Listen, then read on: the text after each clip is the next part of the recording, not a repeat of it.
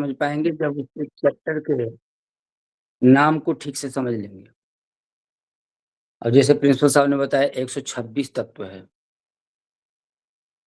और जहाँ तक मुझे ये पता है कि 126 तत्वों में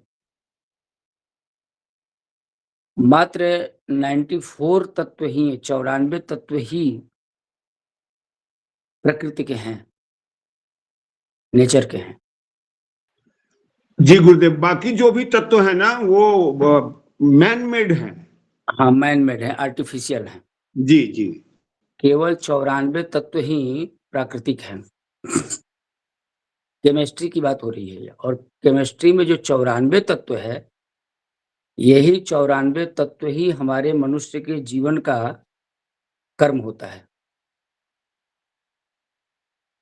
इसलिए काशी में एक दिन हमने चर्चा भी किया था कि जब लोग मर जाते हैं, वहाँ दाह संस्कार होता है, तो लास्ट में अग्नि और राख को इकट्ठा करके 94 लिखा जाता है। उसका अर्थ यही होता है कि हमने अपने जीवन में इस प्रकृति में 94 प्रकार के कर्म किए जो आपको समर्पित है भगवान। 6 हम नहीं कर पाए, 100 ही माना जाता था, 6 नहीं कर पाए, वो इसलिए नहीं कर पाए कि वो अपने हाथ में नहीं था। जन्म, मृत्यु, लाभ, हानि, जीवन और मरण। तो इन 6 से मेरा कोई संबंध नहीं है, ये आपके हाथ है, बाकी 94 मेरे हाथ में है। और केमिस्ट्री भी इन 94 तत्वों की ही मान्यता देता है, रसायन शास्त्र। और हनुमान जी को भी कहा गया कि राम रसायन तुम्हारे पास है। रसायन, रसायन का मतलब होता है कि पूरी कीमिया, पूरी केमिस्ट्री, पूरी प्रकृति, माने राम की पूरी प्रकृति को आप जानते हो। बाकी जितने भी तत्व हैं वो तो आर्टिफिशियल है, मैन मेड है। तो इन 94 को तत्वों को जानना अर्थात मनुष्य की पूरी प्रकृति को जानना, ये केमिस्ट्री के माध्यम से आप इसको रिलेट कीजिए। आत्मज्ञान तब होगा जबकि अपनी पूरी प्रकृति को समझेंगे, पूरी प्रकृति को जानेंगे। अब इसमें कौन-सा श्लोक बताया आपने? सांख्य योग का ये 31 31 तो 31 श्लोक में स्वधर्म की बात कही गई है कि धर्म के अनुसार युद्ध का निरूपण किया गया। धर्म के अनुसार, और ये पहले भी हमने चर्चा किया है कि धर्म मनुष्य का केवल हिंदू और मुस्लिम और जैन सिख ही नहीं है। व्यक्ति का धर्म जो है वो 24 आवर्स लागू है और हर क्षेत्र में है। कल भी हमने बताया कि धर्म वो है जो हमें गिरने न दे और गिरे हुए की तरफ इशारा करे कि हम कितना गिरे हुए हैं। जो हमें संभाल ले, वह अंदर का गुण, वह अंदर का आईना हमें अपना दिखा दे कि हम कहाँ पर गिर रहे हैं। हमारा मूल्य क्या है? हमारी मान्यताएँ क्या, हमारा मानक क्या है और वहाँ से हम कितना विचलित हो रहे हैं, जो यह हमारे अंदर इंडिकेट करे वही धर्म है। और जिसके अंदर में ये पता नहीं चल पाता, वो गिरता चला जाता है, इसका अर्थ है कि उसके अंदर धर्म नहीं रह गया है, उसके धर्म की ग्लानि हो गई है। हम किससे क्या बोल रहे हैं, हमारा बोलना ये उचित है या नहीं है, हमारा उसका रिलेशन क्या है, हम कहाँ हैं, वो कहाँ है। हमको ये बात उससे कहनी भी चाहिए कि नहीं कहनी चाहिए, ये अंदर में बताने वाला कोई है। और यदि इस चीज़ का एहसास नहीं है, इसका अर्थ है कि धर्म उसका ग्लानि में है, उसके अपने अंदर का धर्म गिर रहा है। तो यहाँ पर स्वधर्म की बात कही गई है। भगवान कृष्ण कहते हैं अर्जुन से कि स्वधर्मपि चावेक्ष न विकम्पतिमर्हसि। स्वधर्म, स्व माने अपना, तुम अपने धर्म को समझो। और कौन से धर्म को, किस धर्म को समझो? सनातन में तो है ही है, हिंदू में है ही है, तो अब किस धर्म को समझने की बात कर रहे हैं? तो तुम अपने धर्म को समझो। और फिर धर्म को वो नेचर से जोड़ते हैं, धर्म को स्वभाव से जोड़ते हैं। जाति की बात नहीं कर रहे हैं। यहाँ पर कृष्ण ने नहीं कहा कि तुम जाति के हो। जाति की तो चर्चा ही नहीं किया भगवान ने। भगवान ने कहा कि तुम क्षत्रिय हो। क्षत्रिय हो, और क्षत्रिय हम कई बार बता चुके कोई जाति नहीं है।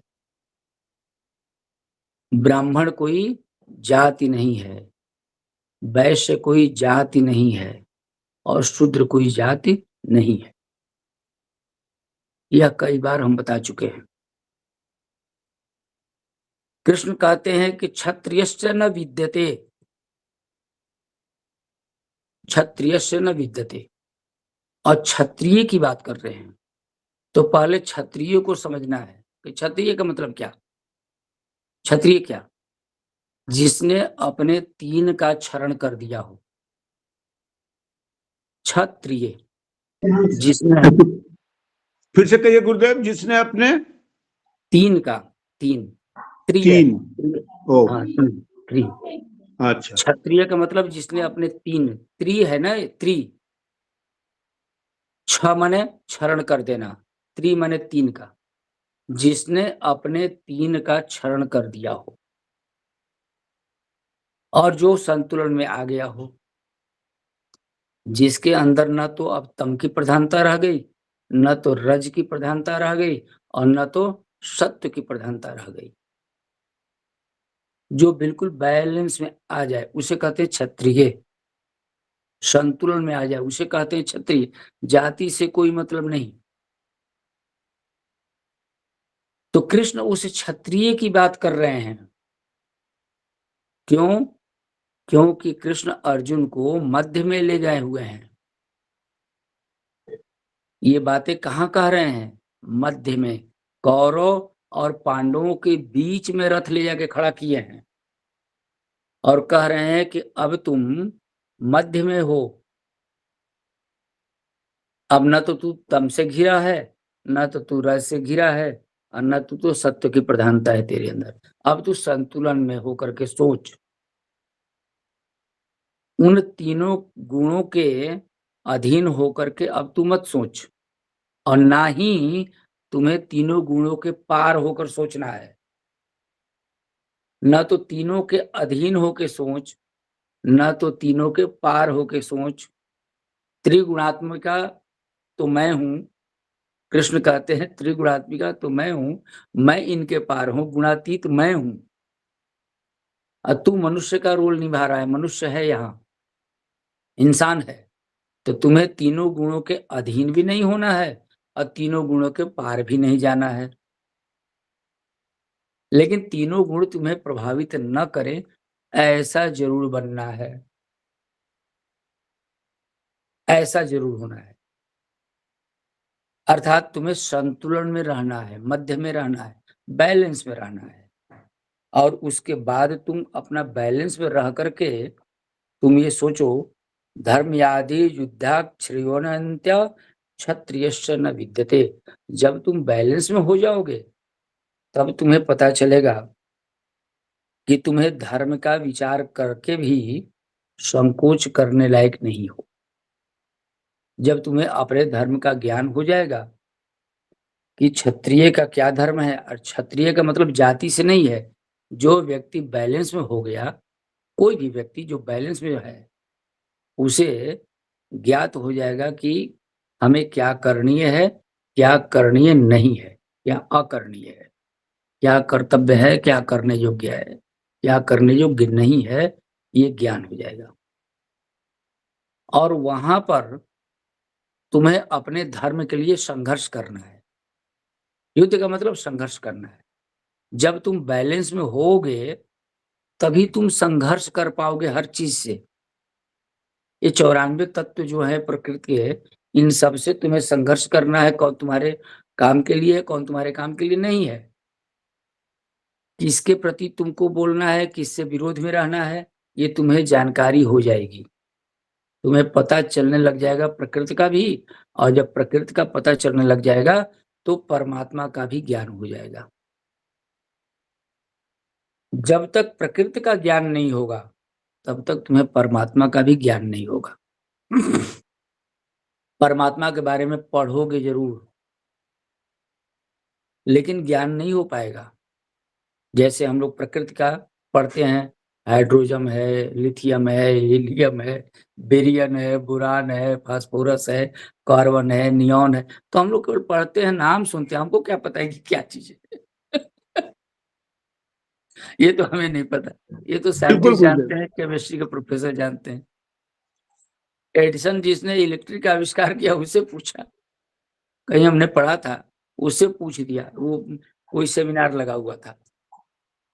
वो क्या बोलते हैं जी, जिसमें सारे लोग एग्जीबिशन के क्या बोलते हैं उसको, ऐसा लगा हुआ था। एग्जीबिशन।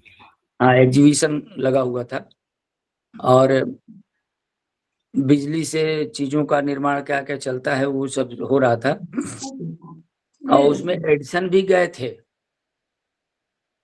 एडिसन भी गए हुए थे उस एग्जीबिशन में, लेकिन लोग उनको पहचानते नहीं थे और वो एग्जीबिशन में सामान गुड्स दिखाने वाला आदमी कह रहा था कि ये बिजली से ऐसे चलता है, ये बिजली के प्लग खोस देंगे तो ऐसे चलता है, ऐसे चलता है, ऐसे वो फंक्शन बता रहा था। तो एडिसन ने पूछा कि ये जो तुम बार-बार इलेक्ट्रिक, इलेक्ट्रिक कह रहे हो, ये इलेक्ट्रिक है क्या? तो बेचने वाला जो सामान था दिखा रहा था, वो कहा कि इलेक्ट्रिक क्या है?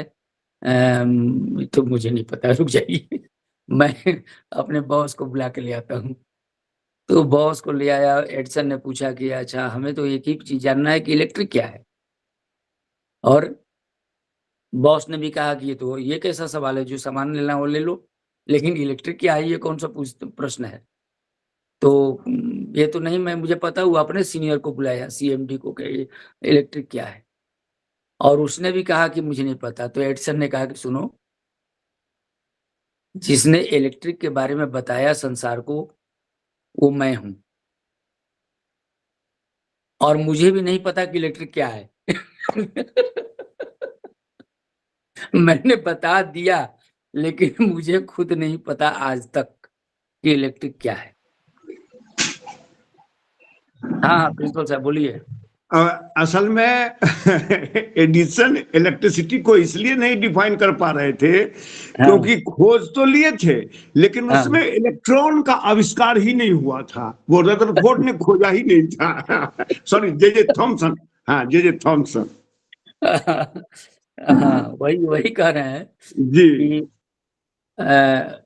कभी-कभी कोई चीज़ ये होता है, ये सही है, सच्चाई है।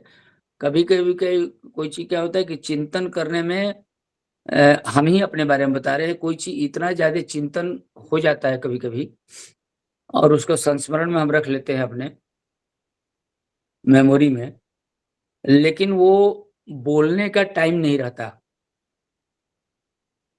चिंतन तो हो गया, लेकिन बोला नहीं जा सकता, समय नहीं, कहानी लिख दी गई, कविता लिख दी गई, लेकिन उससे संबंधित घटनाएँ नहीं घट रही हैं। तो मेरा चिंतन भी इंतज़ार करते रहता है कि कब ये घटना घटे कि हम बोलें।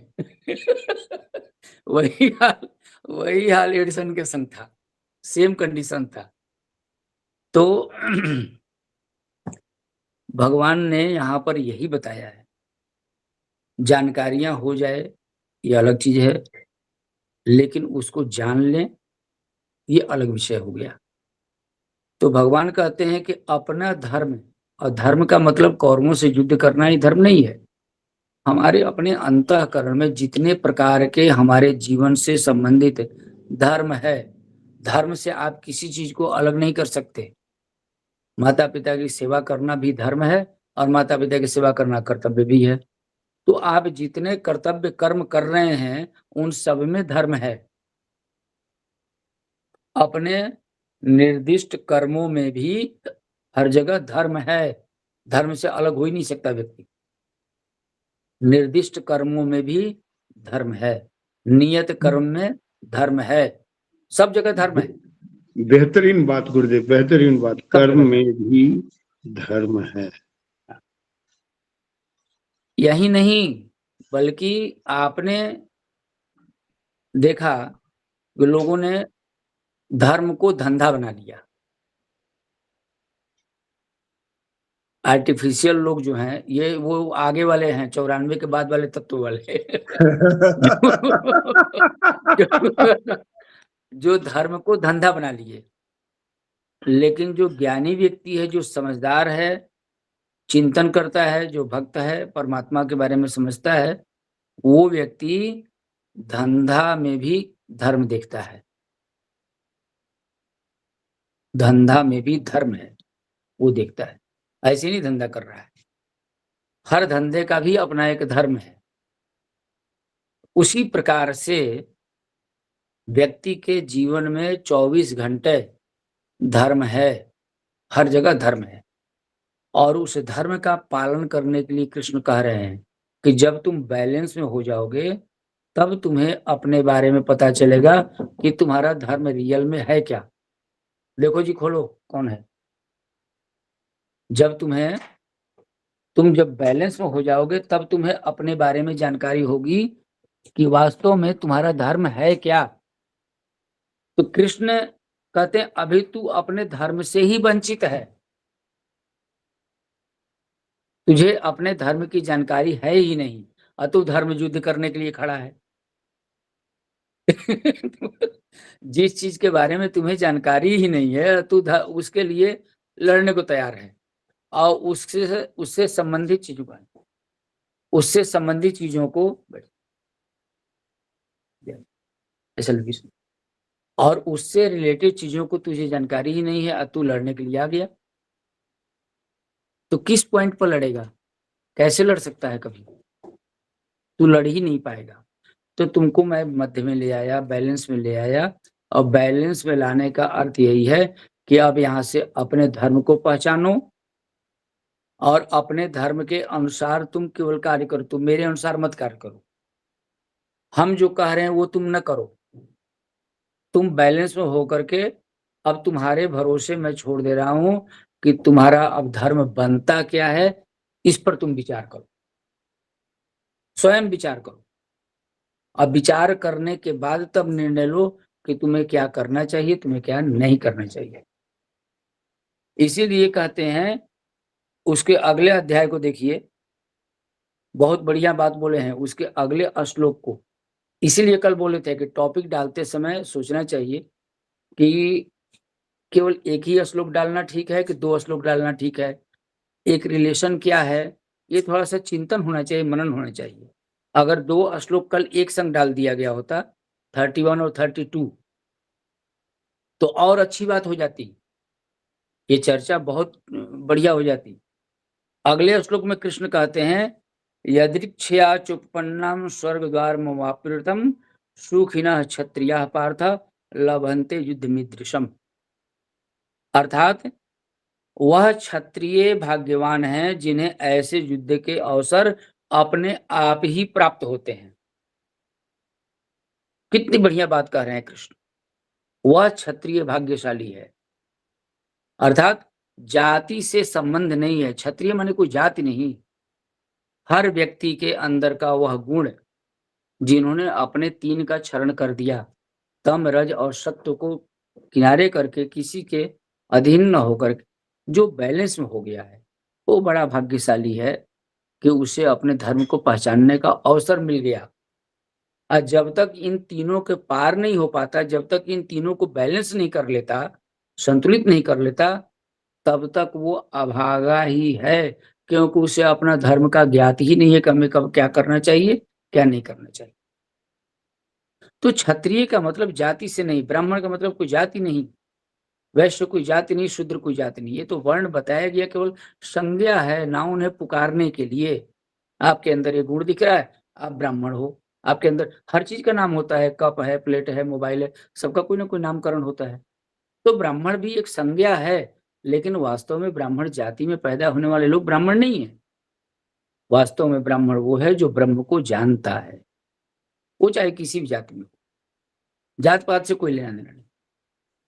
तो कृष्ण इसी की चर्चा कर रहे हैं कि ये जो तत्वों को समझ सके, आत्म तत्व को समझ सके, 94 को जो समझ सके, पूरी प्रकृति को जो समझ सके, और जो तीनों को पार करके बैलेंस में हो सके, इसको आत्मज्ञान कहते हैं। गीता के दूसरे अध्याय पूरा आत्मज्ञान से संबंधित है। इसमें आत्मा के बारे में बताया गया, परमात्मा के बारे में बताया गया, जीवात्मा के बारे में बताया गया। ये पूरा आत्मज्ञान है। पूरा चैप्टर ही आत्मज्ञान है। तो इसको सांख्य योग भी कहा गया, तत्व ज्ञान योग भी कहा गया और आत्मज्ञान योग भी कहा गया। आज प्रिंसिपल साहब ने एक बड़ी अच्छी बात कही। अब हमको ये नहीं पता कि वो कहने के लिए कह दिए कि कैसे कह दिए, लेकिन बहुत सही बात कहे, चाहे जैसे भी कहें। इन्होंने कहा कि यह जो सूत्र है, यह जो श्लोक दिया गया, ये पूरी गीता का निष्कर्ष है, पूरी गीता का आधार है। और हमको बड़ा अच्छा लगा सुन के, बहुत बढ़िया लगा कि एकदम करेक्ट बोल रहे हैं, चाहे जान के बोल रहे हो चाहे अनजाने बोल, लेकिन बोल सही रहे हैं। और ये आत्मज्ञान का जानना, 94 एलिमेंट्स को जानना, तीनों को बैलेंस में कर देना, गीता में और क्या है? यही तो है। हर व्यक्ति को अपने धर्म के बारे में जानकारी हो जाए कि हमारा धर्म वास्तव में क्या है, और हर जगह संघर्ष करने के लिए हम तैयार रहें, उद्यत रहें। जैसे कविता जी ने कहा कि अपने इंटरनल को हमको मारना है, पराजित करना है, वहां संघर्ष करना है। लेकिन इंटरनल को पराजित तभी करेंगे जब हम इंटरनली बैलेंस में हो जाएं। जब तक हम बैलेंस में नहीं आते हैं, मध्य में नहीं आते हैं, तब तक अपने इंटरनल और एक्सटर्नल दोनों को हरा नहीं पाएंगे। हम दोनों से हारते रहेंगे, हमेशा हारते रहेंगे, और उसमें कमी हमारी ही है।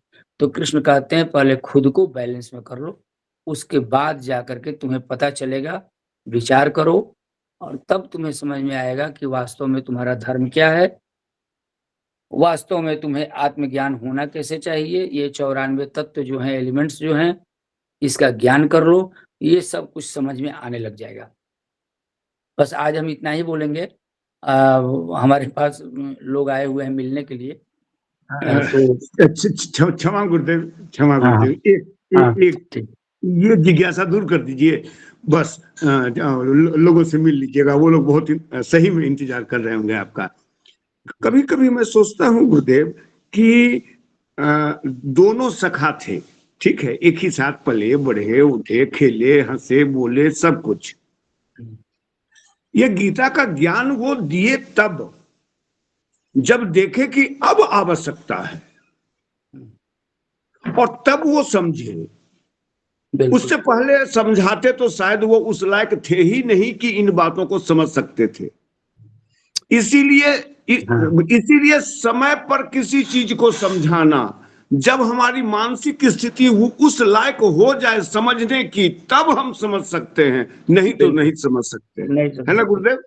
बिल्कुल बिल्कुल जी, बस। और ये दोनों जो आपने कहा ना जी, कि और आपको आनंद आ जाएगा जी, ये जो दोनों एक संग खेले, एक संग जन्मे, एक संग पढ़े लिखे, एक संग सखा थे, तो भगवान और वहां पर ब्रह्म और जीव, अर्जुन जीव है और भगवान ब्रह्म है, और जीव और ब्रह्म है, दोनों एक ही संग हमसे हमेशा रहते हैं। हाँ हाँ हाँ। आपका जब जन्म हुआ तो आपके अंदर परमात्मा भी है, परमात्मा है तो आप भी हैं, ये दोनों हमेशा। इसीलिए तुलसीदास ने कहा कि ईश्वर अंश जीव अविनाशी, जीव अविनाशी। दोनों साथ ही रहते हैं हमेशा, आगे पीछे वाली बात नहीं है। किंतु व्यक्ति को आत्मबोध तब होता है जब समय उसको थप्पड़ मार के जी जब जी उसको जी जी हटा देता है, लहूलुहान कर देता है, तब व्यक्ति के अंदर जिज्ञासा जगती है, तब चैतन्यता होती है। नहीं तो तब तक वो व्यक्ति समझने को तैयार नहीं होता, तैयार ही नहीं होता। एकदम सही गुरुदेव, मैंने कहीं पढ़ा था, आप इस पर मुहर लगाइए, ये उंगली जो है हमारी, ये जीव का प्रतीक है, और ये अंगूठा जो है ब्रह्म का प्रतीक है। जीव जब तक झुकेगा नहीं तब तक ये शून्य बनेगा, जब तक झुकेगा नहीं तब तक उसको ज्ञान नहीं होगा। बिल्कुल सही, सही बात। Thank you. जय माँ। आप लोग चर्चा कीजिए। जय माँ। प्रणाम।